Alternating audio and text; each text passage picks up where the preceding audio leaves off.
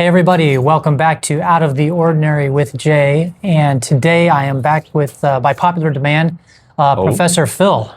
And Professor, this was actually a topic that you had come up with. Today we're going to talk about ambition and accomplishment, which I think is a really interesting topic for a number of reasons. But before we go on, for those that haven't met you before, can you give me what you're a professor of? Physics. Physics, okay. And then don't you do some astronomy too? Yeah, physics and astronomy. Right now I'm teaching part-time. I went back to work part-time, and so I'm just teaching physics right now. But yeah, when I was, before I retired, and I was teaching physics and astronomy and taught some math as well. Okay, and where are you originally from, and where did you do the bulk of your college professoring? Okay, so I'm originally from New York. Okay. And the bulk of my career was spent at Central New Mexico Community College. Okay. In Albuquerque, New Mexico, also known as C&M. Ah, there you go. Okay. Or where Breaking Bad was filmed. That's the other thing. That is true. I've never seen Breaking Bad, but people always bring it up when I tell them I was in New Mexico for 26 years. Yeah, it's a big deal for sure. Yes. Okay, so ambition and accomplishment. What do you think, what is ambition to you? And is it important? Ambition can mean a number of things, but to break it down to its simplest terms, I think it's basically always striving to improve either your own situation or the world at large. So it's always seeking continual improvement, always seeking to accomplish things that are important to you, which would be different for everybody, for every person, because everyone has their own priorities, their own interests. But ambition to me means being driven to accomplish something, goals that are important for you, either personally or for the people around you or your community. Okay, so does non-complacency have a place in there? Like not being complacent? I think to some extent, because if you're trying to accomplish something, usually you're doing that because you want to improve your situation or the situation of other people around you. So you're obviously not complacent if you're looking to make things better in some way, shape, or form. Do you draw a distinction between ambition and accomplishment? Is it or does ambition lead to accomplishment, or how does that work? Yeah, I think that ambition leads to accomplishment, because you're not going to accomplish anything unless, or what you will accomplish will be quite minimal if you don't possess any degree of ambition. It's ambition that gives you the motivation, the inspiration to accomplish things. And without that ambition, you're not going to have the staying power, you're not going to have the dedication, perseverance, or even desire to really accomplish anything. That makes sense to me. So how old are you again, if you don't mind me asking? 62. 62, okay. Has your definition changed for ambition and accomplishment, say from when you were in your 20s to now? Do you think any differently about those words, or not so much? Not the words themselves, as far as what I want to accomplish. Yeah, how about that? Maybe that's changed a little bit, but not much, really. Really? Okay, yeah. That's good. It's interesting because what I found is that the things that you were interested in when you were younger are the things that stick with you your entire life. And when I say younger, I mean basically from your teenage years on. It's those years where you really find, at least for me, that was the time period during which I found the things that I really care about and want to spend my life pursuing. Yeah, there's a thesis going around out there in psychology circles about everybody's just older 12-year-olds. So it kind of fits your narrative a little bit there. I still feel like a kid. Yeah, exactly. Yeah, I'm wondering, when am I ever going to grow up? Hopefully never is my hope. So let me ask you this. Is what we're really talking about when you talk about ambition and accomplishment, are we really is that another way of saying progress? Or am I mixing that up? I think progress is kind of the natural result? Or no? Well, you can have personal progress, but when I think of progress, I think of societal progress. And every person contributes to that in their own way. Right. But in a way, ambition and accomplishment are certainly related to progress, even on a personal level, because if you have a goal and you possess ambition and you want to accomplish that goal, then you will, by definition, if you're executing a plan to accomplish that goal, you are by definition making progress toward that goal, as long as you're successfully executing your plan and getting the results that you anticipate. Right, and I think progress in this the way that I'm using it here is progress for the individual in the way that they see it. Because as an example, like if I have a goal to do something that's kind of taking society backwards, right? Well, and if I'm good at it, if I'm successful at it, right? The people around me, civilization at large, maybe didn't progress, but I certainly progressed in my own personal goal. You know what I mean? So anyway, but yeah, the only reason why I brought up the word progress because I was watching, and I'm not. This is, I definitely think this guy has a lot of value. I don't agree with everything, but he says, but Tony Robbins will say progress equals happiness. And what's interesting, I don't think that pertains to everybody. For some people, I think it's contentment. For everything else. But for me, that really hit the nail on the head. I'm like, yeah, if I'm not making progress, I'm not happy. Right, yeah. That's a clear definition for my own self, I know. But I don't know, how do you feel about that? Yeah, I think it's accurate. I don't know if I don't think I would define progress as happiness. I would say that progress is a byproduct or result of, happiness is a byproduct or result of progress. Right. Because if you're trying to accomplish some kind of goal and you're making progress toward it, as you said, that's going to make you happy. So I think it's a byproduct. That makes sense. Of the process. I would not define progress as being happiness. You make it equal, right? You say progress one lends itself to the other. Progress leads to happiness. I gotcha. Real quick, I want to get this in. Please like and subscribe if you haven't already. Would really appreciate that. Along those same lines, like about progress, ambition, accomplishment, there are cultures, we're in the USA, we're in what considered the Western type cultures, but there are cultures that are more kind of go with the flow, just less ambitious in general or less accomplishment driven. They sometimes seem less stressed and kind of more content. What do you think about that? I think that's very true. In fact, I'm from New York. So don't be ambitious or try to accomplish anything. No, I'm just kidding. Yeah, it leads to a stressful life. No, I'm just kidding.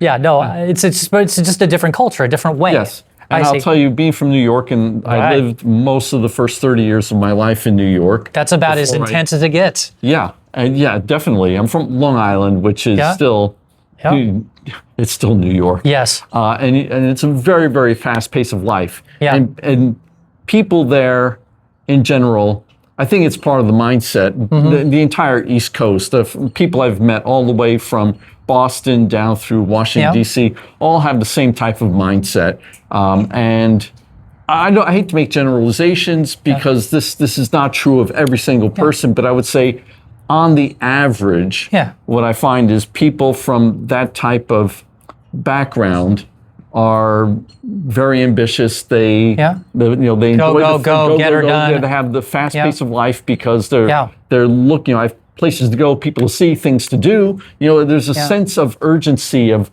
I'm doing something important with my life. Can I ask you this? Go ahead. Sorry.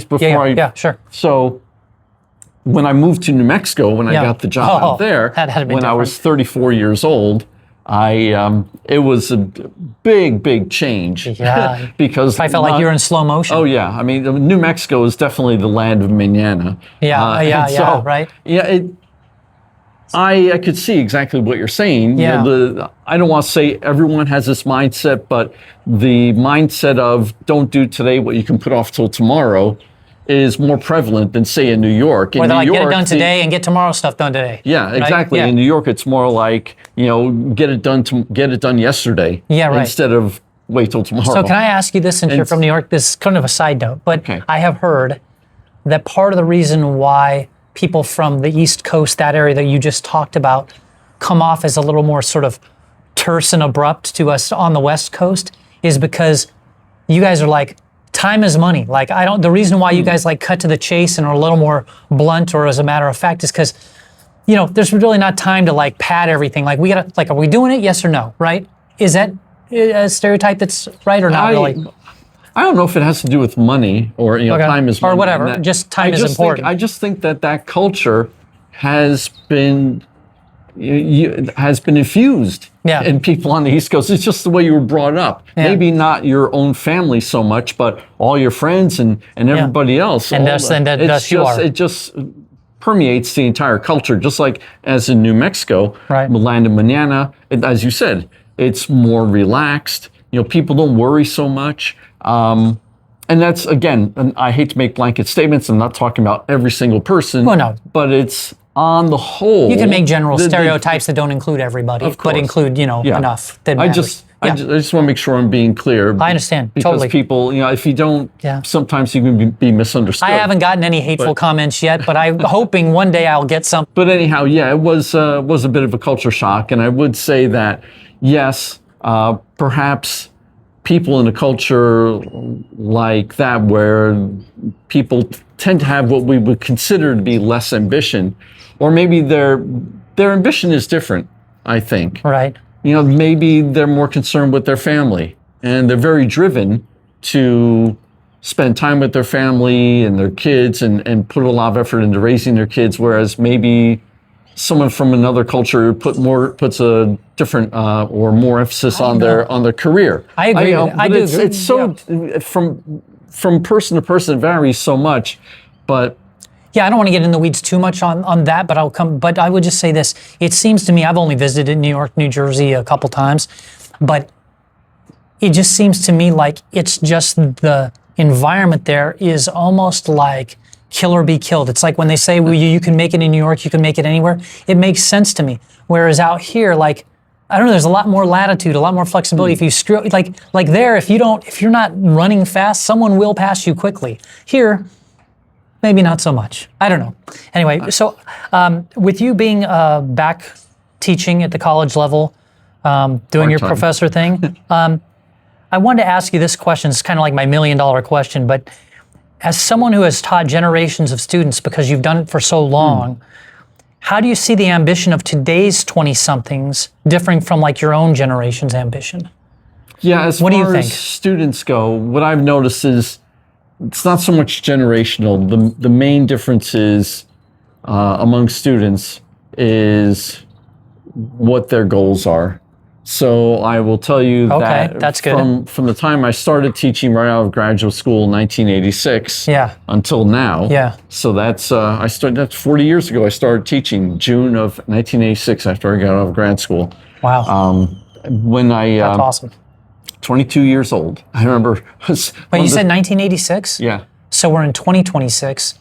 Yeah. So you got 40 years. That's what I said, 40 years. Dude. Yeah, 40 years ago I started teaching. Took me a while to get the math, but that's amazing. That's 4 decades of, so this is a perfect question for you then. So, I like I said, I don't think it's so much a generational thing, but if you're teaching a calculus-based physics course, and students there are going to be engineers or physicists or chemists, their mindset is completely different from the students who are taking a survey level physics course, like what I taught this previous semester. In that course, most of the students are taking physics because it's a requirement. Most of them are going, for a survey level course, they're probably going into a medical field like sonography or maybe surgical tech or something of that nature, like a 2-year degree. They're not going to be going on to checking a box versus what they really want to do with their life. Exactly, that. So I found that the students who are taking engineering physics nowadays are just as motivated as the students when I was a student. And the same with the students in the survey level courses. They're always, I hate to say it, but those students, a lot of them have the mindset of, like you said, checking a box. Okay, I need this program. I need this course for my program. I don't know why I need physics, even though I try to explain to them why they're going to need physics in their subsequent programs. But still, I think that's the biggest difference there. But I will say, one difference I have noticed is not so much difference in ambition. I think students in general, people in general, want to accomplish things. Right. At least we'll say students. Yeah. And I don't want to talk about people in general. That's another topic. But students who they have a goal, they want to attain a certain degree because they want to move into a certain career, et cetera, et cetera. So they have the ambition. They want to achieve certain goals. But what I have found is, at least this is my perception. I don't know if it's accurate or not, but they're not as willing, or it seems like it's more difficult for them to put in the effort that is necessary to be successful. And a big part of the problem is that today there are just so many more shortcuts. For example, AI. Yeah, right. So I give a homework assignment. I know, I look at the homework, I know a lot of students are getting the stuff online, but they're not answering it themselves. I can't prove it, but it certainly seems that way to me. Yeah. Because I look at how they're interacting with me in class, how well they're understanding concepts. I look at their test results. And then you look at their paper. Then I look at the homework. It's like, wow, that is a perfect answer. That is, and it's not written out of the textbook. It's from Einstein to average. Yeah, exactly. Yeah. And so I know they're using these technologies, these resources that people didn't have 30, 40 years ago. Yeah. And I think that it's become, so many things in life have become easy. As technology advances, we have machines and computers doing all the hard stuff for us.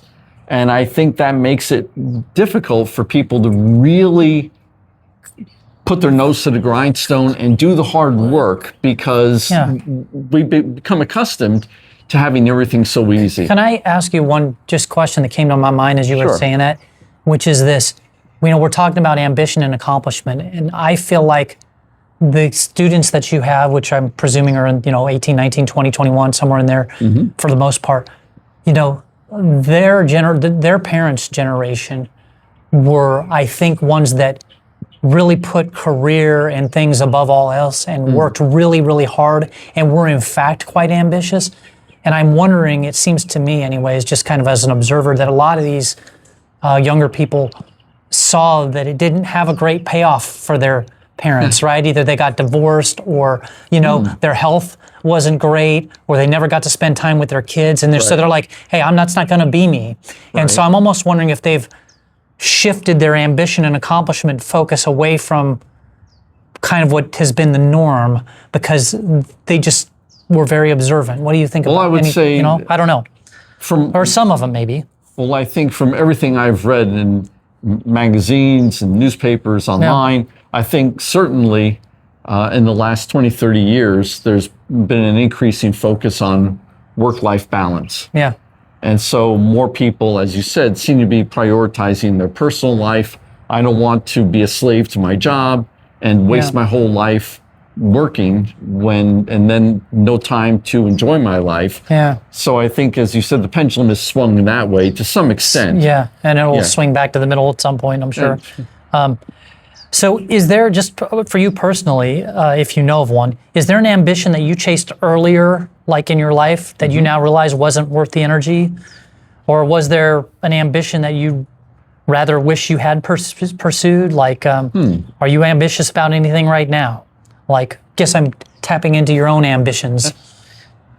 Like, was there any ambition? Well, you said you were kind of not too changed from when you were younger, so there probably wasn't one that you chased earlier that you now realize wasn't worth the energy. Yeah, I could say that when I was younger and I first got into bodybuilding, I wanted to be a professional bodybuilder, but I learned by the time I was in my early 20s or late teens, actually, that I didn't have the genetics to be a great bodybuilder. But I changed my priorities. When I got into my 20s, I became more concerned about my health and being a big bodybuilder. Yeah. So I changed up my diet, the way I trained, lost a lot of weight, and now I was never fat, but I lost probably a good 30 pounds of muscle because my priorities changed. Yeah. But I still, 48 years working out, I'm still working out, and I don't regret it. I don't regret having had those ambitions when I was younger, wanting to be a professional bodybuilder. I'm going to say as a side note, you probably have the sickest biceps I've ever seen.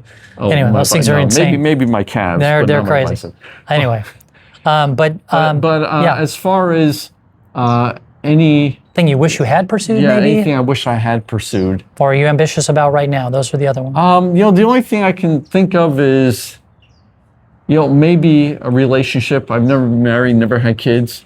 And I was never the kind of person to go out and look for love because I just think that leads to trouble. Yeah. It's like the song goes, you can't hurry love. No, you just have to wait. Oh, yeah. I can't hurry love. No, you just have to wait. Who sings that? I can't remember it. I'm trying to remember. I hear it on the oldie station all the time, but I can't remember who sings it. Anyway. But anyway, so I always figured, if you meet someone and you get along with the person and there's the chemistry there, then you go for it. But don't go out of your way looking for it. Don't go to bars and singles things, because to me that's just a lost cause. But unless you're ambitious about it, right? And you're trying to accomplish something, right? Like have precisely. kids. And now that I'm older, chances are I'm not going to find someone at my age now. And I'm okay with that, but sometimes I wonder what would it be like if I had met the right person. I had girlfriends, but I never met the right one, the one I wanted to sit down and spend my life with. So that could be something. So I regret that a little bit. What if I made a little bit more of an effort? I remember that gal in college. She was really nice, and I never had the guts to ask her out, or I was too busy studying and blah, blah, blah. Yeah, right. And I just never made the effort. Sure. It's a big club you're in. So maybe things like that on a personal level. As far as a career, I would say when I retired, as you know, I contemplated going into politics. But the more I looked at it, the less appealing politics became. Yeah. But at some level, I still regret it. I just wonder, am I too much of a wuss? Because I know I could do it if I wanted to. It's just, it's like any other goal. That's like just signing up to be a piñata. Yeah. Yes. Well, it's worse than that. But I'm just saying. It's just getting down in the muck, So what would you say, like if a let's say a student walked into your office today, right? Okay. And then they said, just kind of put this together, but if a student walked into your office today and just completely overwhelmed by the pressure to accomplish, big things in their early life, like what perspective would you kind of maybe throw their way? What would you tell them? Okay, first, I've had conversations like this with students when I was at Central New Mexico Community College. I was associate dean my last 12 years there. Okay. And so I dealt pretty frequently with students who had like student complaints and students trying to stress, anxiety issues, all kinds of things. Yeah, right. So usually, if I saw a student, it was because there was a problem. So. Too much you? I haven't seen someone on rollerblades in a long time. And I'd have students, so this would happen frequently. A student would fail a course, and they have to retake the class. So they need the course for a particular program. Right. And without that course, they can't complete the program, or they can't even qualify to get into the program in some cases. And so at the college, we had a policy that you could only repeat a course 4 times. And then if you wanted to repeat, which is really being very generous. That's generous, yeah. And if you wanted to repeat it a 5th time, you had to get permission of the associate dean.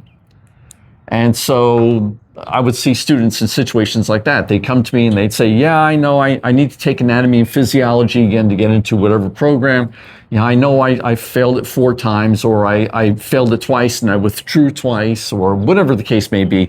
But I really want to do it this time. Yeah, do it this time. And I want to pursue this career, et cetera, et cetera. And they would be stressing about so much, and I'd say, all right, well, I'll give you the override so you can take the course again.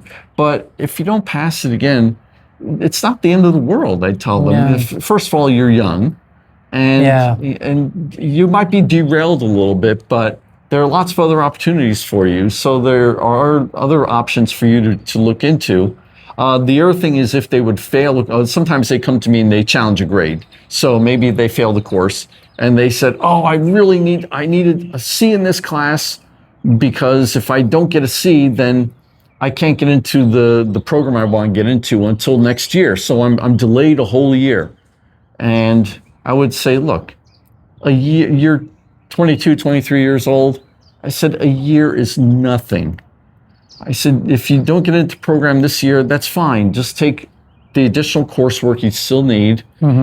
When that year is up, you'll be better prepared and you'll do better in your program than you would otherwise if you were to rush into it now. Yeah, it's tough depending on the student. So those things can feel like existential crisis. Oh yeah, I was dealing with that all the time, existential crises all the time. I tell them, chill out. A year is nothing. I said, look, I've been around a long time. Trust me, a year is nothing. Yeah, it's all relative to them. It feels like it's a big deal. Yeah, it's crazy. For someone who's young, a year sounds like forever. But I just made sure I conveyed to them that what they need to do is use that year wisely to make it productive, so that when they do get into their program a year down the road, as I said, they'll be better prepared and they'll do better and they'll be less stressed completing that program. Yeah. So I can't remember what the question was. No, it was basically if a student walked into your office today completely overwhelmed by the pressure to accomplish big things, you know, in life or at an early age, what perspective would you give? And I think you answered that. And the other thing I would tell, if I never had a student come to me with that kind of issue. I want to accomplish these big things, but I'm stressed about it. I mean, the biggest thing that would come to me with was, I want to get into this program or complete this program. And if anyone came to me and said that, in fact, you know, when students ask me, even my own students say that they're overwhelmed with the course. I'm sure. You know, so that's along the same lines, trying to accomplish a big goal, earning a good grade in the course. Right. But I'm overwhelmed. My advice is always take bite-sized chunks. Yeah. How do you eat an elephant? Yeah. A little at a time. Yeah. Precisely. Yeah. Don't try to do everything at once.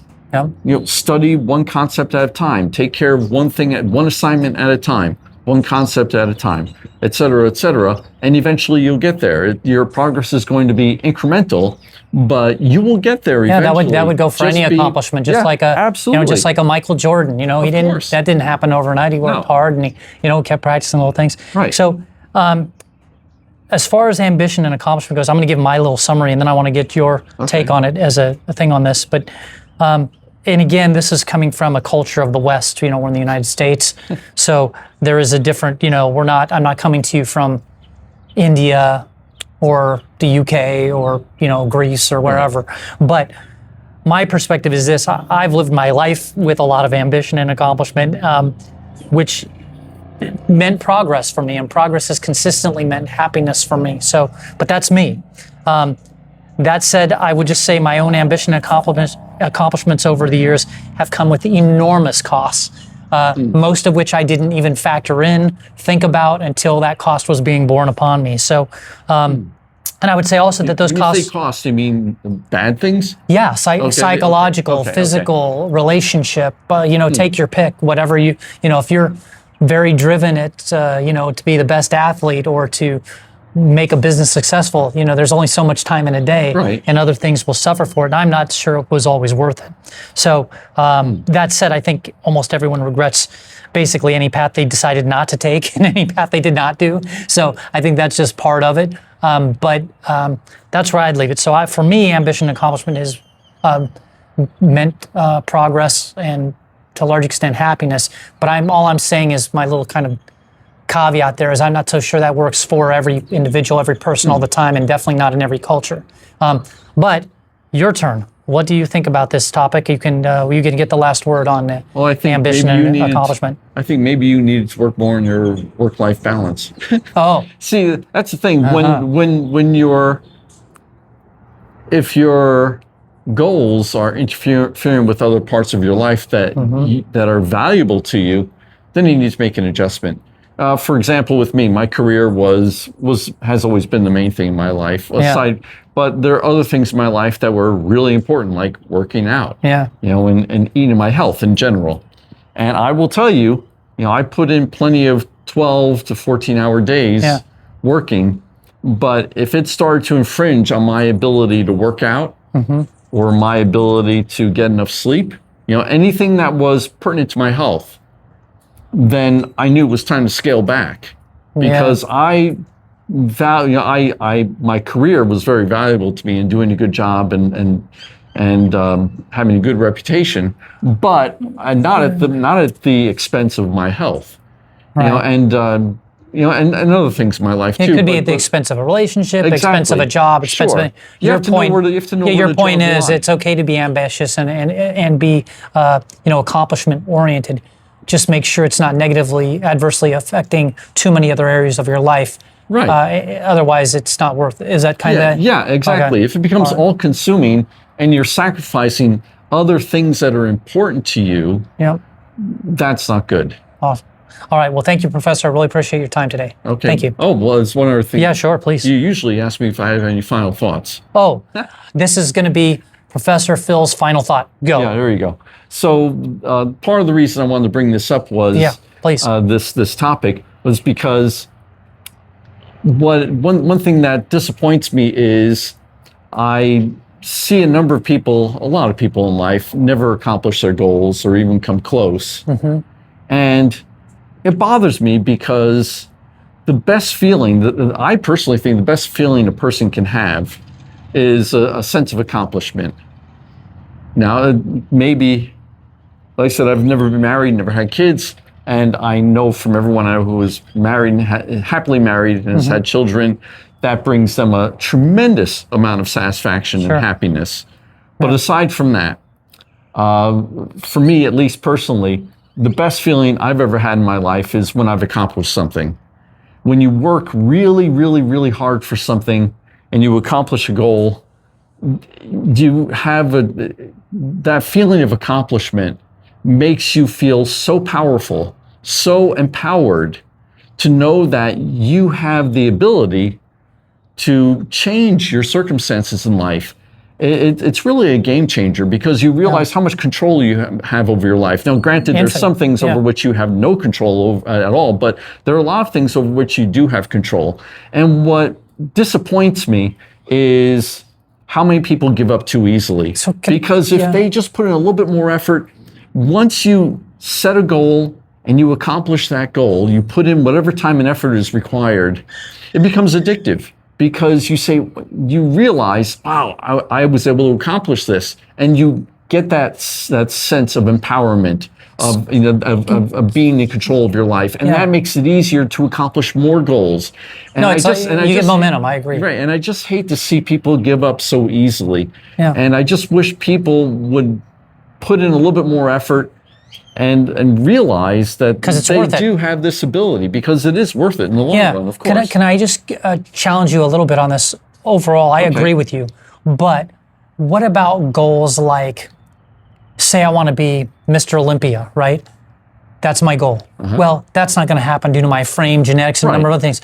But even somebody that has better genetic stuff, that's a really lofty goal to be the best, right? But so like, what if they didn't reach that goal? I mean, it could be mortifying to them, but at the same time, they've worked themselves into great health, a great physique, you know what I mean, and all those things. So like, how do you square, missing some ambitious goals, but still doing okay? Do you know what I mean? You have to be realistic. Okay, that's the word I was looking You for. have Realistic. To be realistic. Okay, you have to have realistic goals, and sure, you might start and maybe bite-sized ones or something that are a little more accomplishable. Yeah, right. For me, I started in bodybuilding when I was 14 years old, and I wanted to be Mr. Olympia. There we go. So here you go. Case in point. And very quickly, within a few years, I realized I don't have the genetics to be Mr. Olympia, and so I set more realistic goals for myself. I see. So it's okay to set a goal and then reset the goal when you got more information and more knowledge. Right. Yeah. And make it still something that's meaningful, powerful, positive, all that. Exactly. I like that. Precisely. And I think that's important for people to remember. It would have been helpful for me in some area, where it's okay if I don't reach this goal. Right. This goal is still equally important and really good and more realistic, and I can actually attain that. Right. So and all the work you put into attaining that goal, even if you don't reach it, that effort and the progress that you made is probably benefiting you in other ways. Oh my goodness, new knowledge base, new resources, new relationships, all kinds of things. So, okay, very good. I'm glad you brought that up. That was a great final thought. Thank you, Phil. Appreciate it.